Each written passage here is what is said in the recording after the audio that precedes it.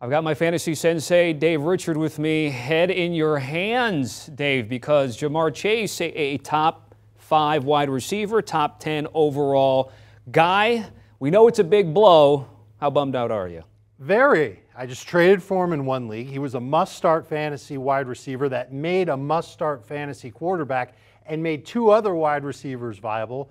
This offense is going to change now quite a bit because we saw it in 2020, and maybe it's a little different now than it was then because Burrow isn't a rookie anymore.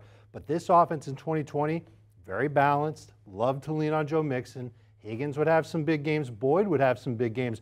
Burrow did not have a lot of big games. He averaged under 20 fantasy points per game. 4 times, 10 weeks, he was over 20 fantasy points.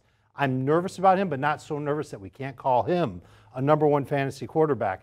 Let's just start with Chase, though. Obviously, you've got to put him on your bench /IR. And if you think I've got some type of magic player that can come out and replace what Ja'Marr Chase can do, I'm sorry, I don't. I don't have anybody like that because there's nobody like this guy. Awesome target, double-digit targets per week. You know what the numbers are, Tommy.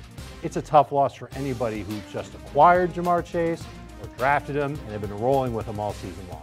Again, it's a liking to a guy that if you're going to take within the first few picks, again, to your point, you're just not going to replace that production. However, people are going to be in a pinch. They're going to look to you for advice. You've curated a couple of names, at least, to maybe help in the short term. Which names can you highlight for us? And again, no one's going to replace the production of Ja'Marr Chase, but guys that might get you anywhere from 10 to, on a good week, 17 PPR points.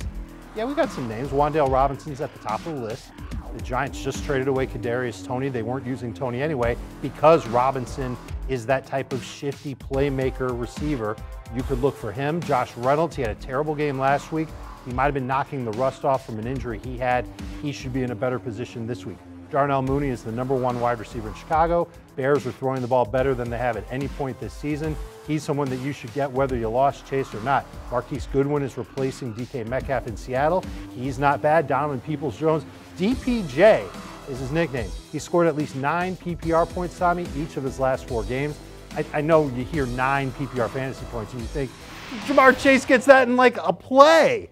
And that's just how it is. That's just unfortunate, somebody you could replace with. And I put a name at the bottom of the list I think everybody should be aware of. Christian Watson. Think about the receivers that Aaron Rodgers has right now.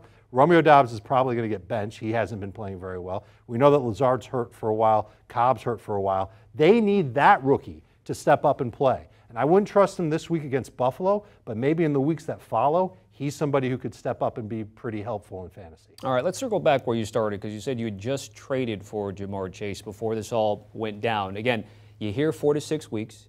You hear hip.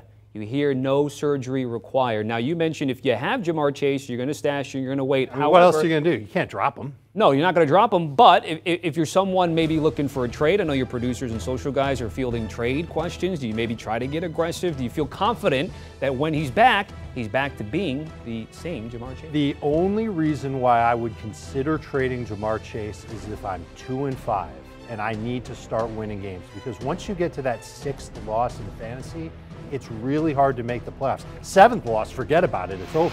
So if you're 2-5 or maybe 3-4 and you've got Ja'Marr Chase, maybe you think about trading him off, and the team that's going to want him, listen to this, it's going to be the team that's sitting in first place right now. They probably have a loaded roster. They can give you a couple of good starters for Ja'Marr Chase. I wouldn't give Chase away.